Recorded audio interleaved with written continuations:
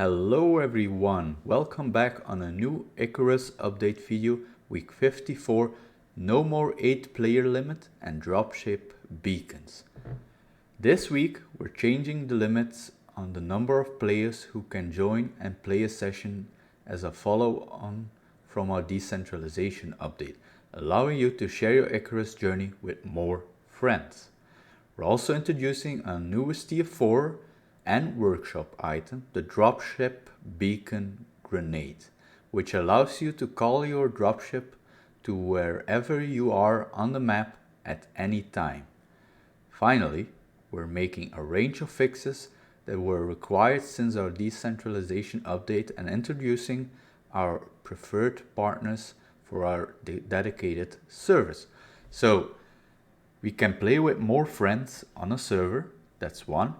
Second of all, we get a grenade that allows us to choose our location where the dropship lands. So if you land somewhere with your dropship and you build your base way at the other end of the world, you can throw that grenade there and your dropship will land there. So you don't have to hike all the way back to your dropship anymore. If you have the workshop item or the tier 4. I think there are 2 items. I'll have to check in a bit, but I think there are 2 items. So that's what we get this week. Very nice changes and fixes, of course. The dynamic dropship landing zones. So here they're gonna see 2 different. Gonna explain more. Since the launch of Icarus, Prospect has been limited to 8 unique players who could join across the whole existence of the sessions. With decentralization, this limitation is gone and we're introducing some new changes that expand not only the number of players who can engage with a prospect, but where they can land. There are 2 different limits that are necessary to understand. Prospect limit is the total number of players who have joined a prospect at any time in this existence. Session limit is the number of active players playing at any one time in a session.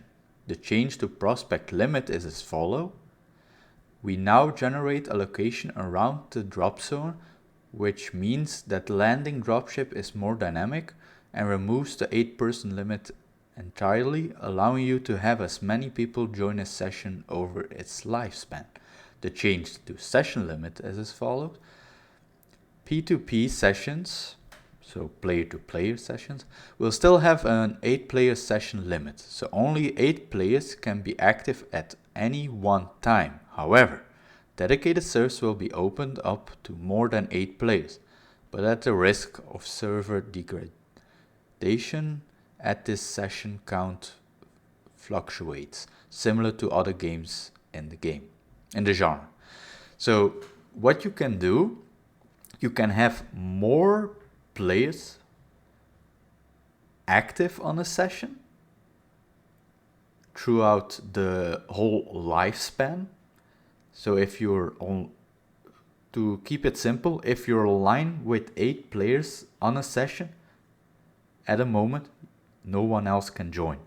But if a other person leaves, if one of those 8 leaves, another of your other friends can join for an amount of time as he likes or she likes. But only 8 can be online at a time, not more. Only with dedicated servers. That's when you can get online with more than 8 players at one time, but the server could be unstable and all sorts of stuff. So that's the thing they implemented. So if you have a session online for 1 year, in that 1 year, thousands of players can go online on that session, but not at one time. Only 8 at one certain time. The Dropship Beacon Grenade. With the removed restriction on prospect limits, it also opened up the door for our newest feature, the Dropship Beacon Grenade. There is a Tier 4 and Workshop version, so 2 versions, which when thrown will land and fire a flame that calls the dropship to that location.